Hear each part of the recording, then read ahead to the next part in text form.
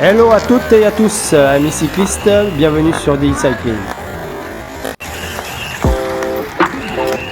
Nous étions sur la 55e édition de l'Étoile de Bessèges, la première course à étapes de la saison.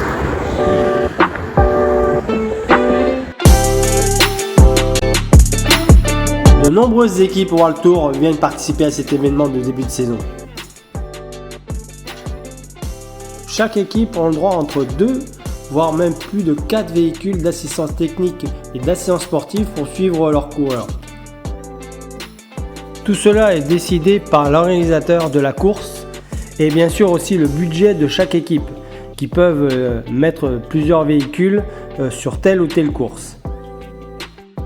Sur une échappée, chaque équipe peut mettre un véhicule derrière leur coureur s'ils ont plus de 1 minute d'écart entre le peloton et l'échappée. Et un véhicule neutre comme ici Ecoy. Sur certaines courses, il est possible d'aller dans les paddocks et découvrir toutes ces machines de course au milieu des bus et les véhicules d'assistance.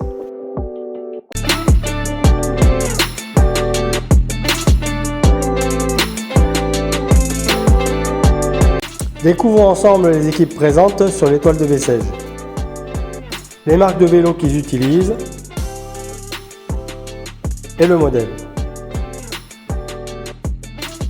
Et le maillot distinctif de l'équipe.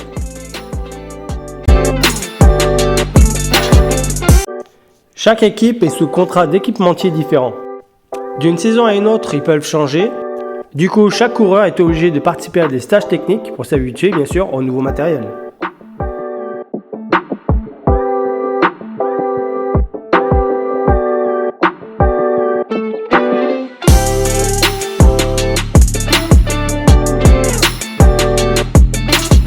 Pour 2025, ils ont fait vraiment un gros travail sur le cadre style aéro pour optimiser la vitesse et la performance avec ces jantes DT suisses de plus de 50 cm de hauteur.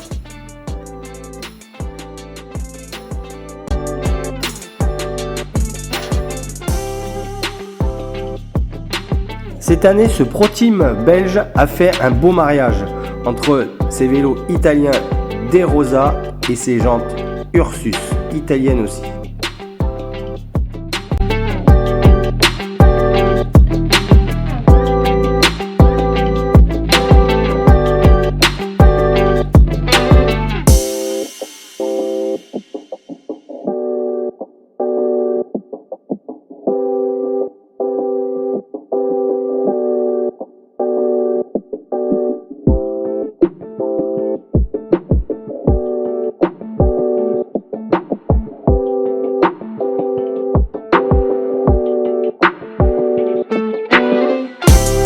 L'Étoile de Bessèges regroupe beaucoup de Français dans le peloton, ce qui est magnifique. Comme en Formule 1, c'est les mêmes machines de course. Mais chaque coureur a une selle différente en fonction de son confort souhaité.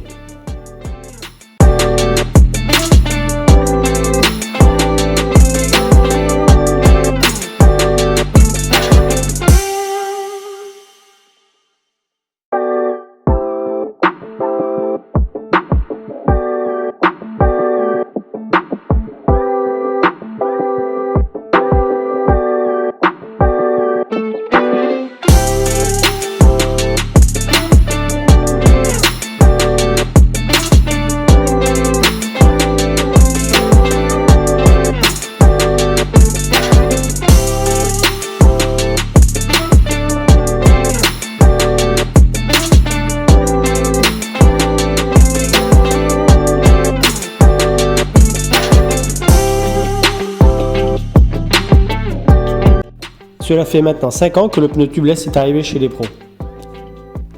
Avec ses avantages et ses inconvénients bien sûr. Ici, le mécanicien marque la date du montage, du pneu et du liquide préventif mis à l'intérieur.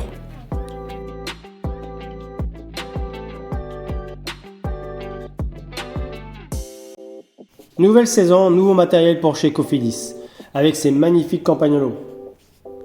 Cela fait plaisir de revoir cette marque italienne de 1933 de revenir sur les grandes courses.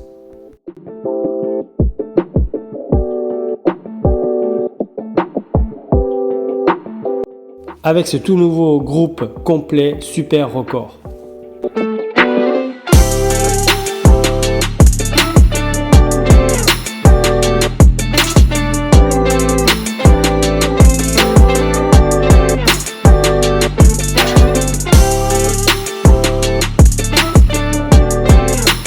Groupama FDJ a laissé tomber Shimano avec les jantes Dura-Ace et parti sur Mich.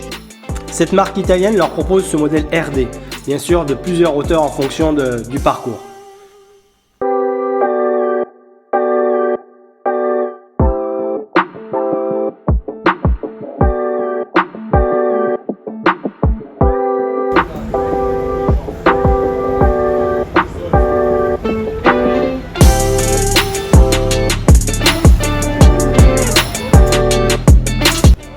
Avec l'équipe CIC-U Nantes Atlantique, on reste dans le français, avec bien sûr les vélos Look français, les roues Corima français et les pneus Michelin.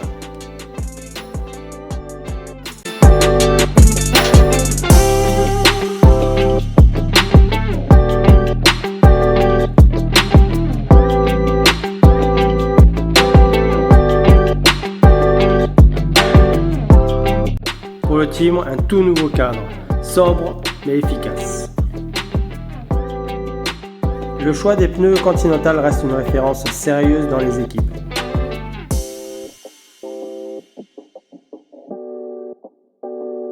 La pression des pneus effectuée par les mécaniciens reste une étape très importante demandée par chaque coureur. Chaque détail est important, la météo, le profil de l'étape et le confort que chaque coureur va obtenir en roulant.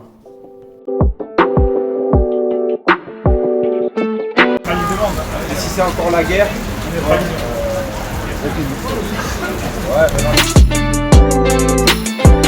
Beaucoup de coureurs testent les nouvelles selles imprimées en 3D. Elles apportent un nouveau confort au niveau des vibrations sur la route, mais aussi bien sûr, dû à sa construction, une légèreté encore plus importante.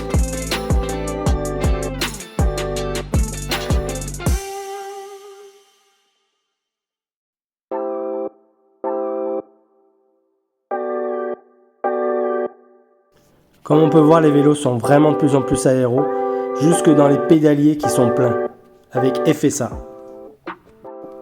Cette année, Arkea Baby Hotel a sorti le grand jeu avec une couleur extraordinaire. Même ses propres mécanos n'en reviennent pas. C'est un vert émeraude pailleté.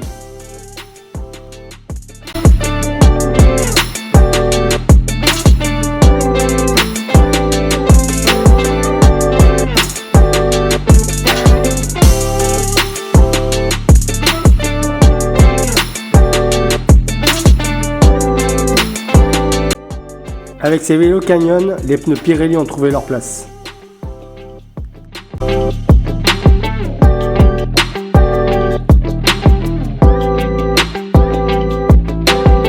Ici, les anciens sportifs pensent à mettre des petites infos pour chaque coureur. Elles sont placées parfois sur la potence, voire même sur le cadre. Cela donne le kilométrage de l'emplacement du ravitaillement et le passeur des bidons, avec la contenance énergétique qu'il y aura dedans, en fonction de la couleur.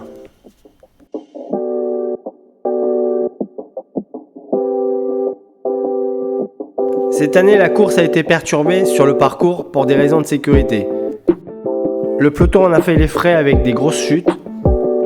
Certaines équipes ont pris la décision de quitter la course, d'autres sont restées, mais malheureusement avec très peu de coureurs comme ici.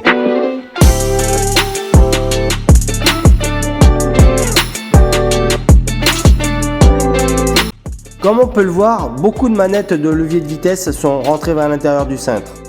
Cela donne un pilotage très aéro et très gainé.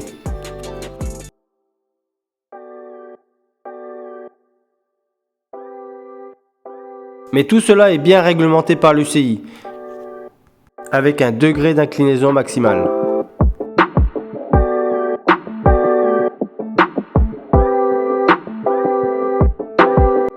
On retrouve ici exactement le même kit cadre de chez Decathlon AG2R La Mondiale.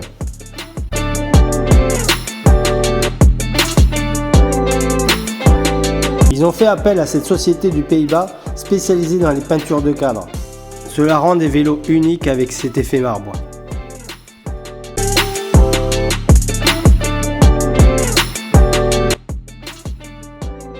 Ce dernier kilomètre était intéressant à découvrir sur le vélo. Pour pouvoir vraiment découvrir la difficulté qui les menait jusqu'à l'arrivée.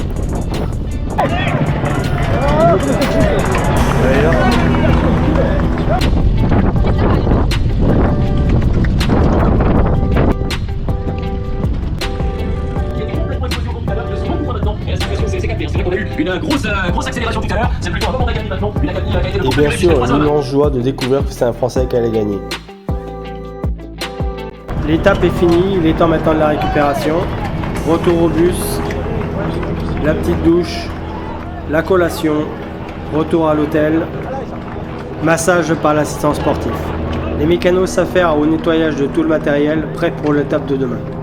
Et nous, on vous dit à très vite sur Deal Cycling.